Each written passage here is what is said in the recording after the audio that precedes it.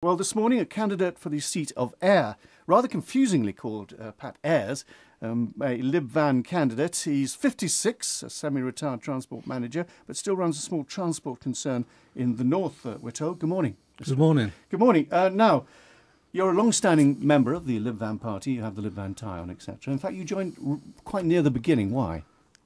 I think the island needs a change in the way politics are running this island. What, a major shake-up? Not a major shake-up. It needs tweaking. It needs redefining again. The people have lost the control. The people have lost the power. Look, it's just a bit of your background. You actually come from Nottinghamshire, where you took part in politics over there. I was actually born in West Sussex. I've never actually lived there. I was born there. I moved to the island from the Midlands. So you were on Nottinghamshire Council? I was on Nottinghamshire County Council Labour Group, but I actually was elected to Ashfield District Council.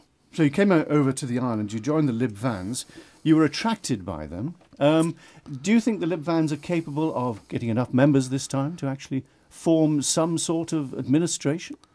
We're not putting that many candidates up to actually form a government. To do that, you need 13 members. We're not putting 13 candidates up as such. Not this time round, anyway. Next time. So is it designed, the Lib Vans designed to be an opposition party, in effect, a sort of a thorn in the government side? Not at all. We're designed to be a government. We are a thorn in the government side at the moment because we are bringing them to account. We are asking the questions that need to be asked. You're up against a sitting minister, of course. I am. Up in Ayre.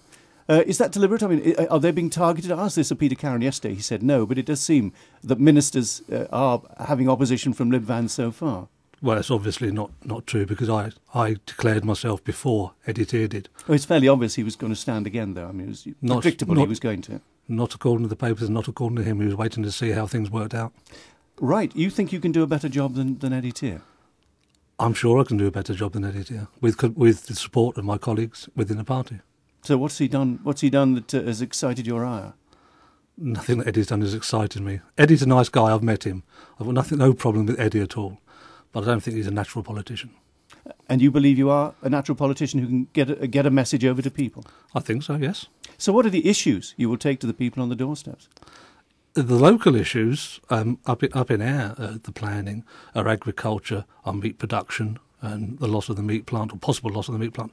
National issues, of course, are the economy. I'd like to see the tourist industry, reinvestment in the tourist industry. I'd like to see an advert in a paper occasionally saying, come to the Isle of Man. I've never seen one. And that's ridiculous as far as I'm concerned. On the island or off the island? Do you think off the island? Anywhere. Well, I believe they do have them off the island. You see them in supplements occasionally.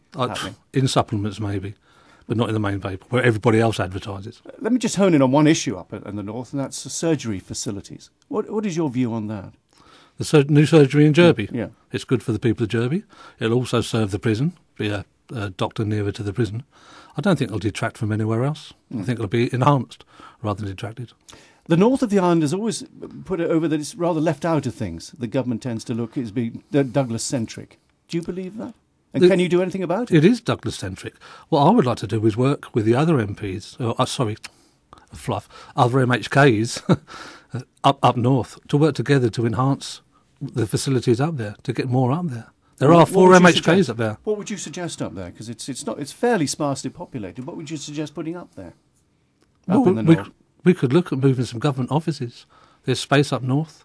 Do you think the government would take to that? Would the civil servants take to that, to have them to go way up north if perhaps they're living in Douglas? It's a difficult job to do, to move them up there, isn't it? Civil servants have got a contract. They do what they're told, basically. So you'd order them? No, I wouldn't order them. They'd be offered. If they don't want to go, they don't have to go. It's like the prison. Prison moved. The prison officers didn't have to go. They were paid allowances to get up there. That's fair enough because they are shifting their base. But eventually that'll whittle out and they'll just be going to work as normal. Obviously you've had experience as a councillor. The Lib Vans, if they get quite a few members, etc., presumably they'll have some sort of whip saying that on certain issues they vote one way because that's what the way the group votes. Would you go along with that? Or would you say, I will vote the way my conscience tells me or my constituency tells me? We're a party. We have regular meetings, 3 meetings on the island, north, south and central, and the members make the policies. We agree with the policies, and as a party politician, you go along with the party policy. So you're governed by what the party says, basically?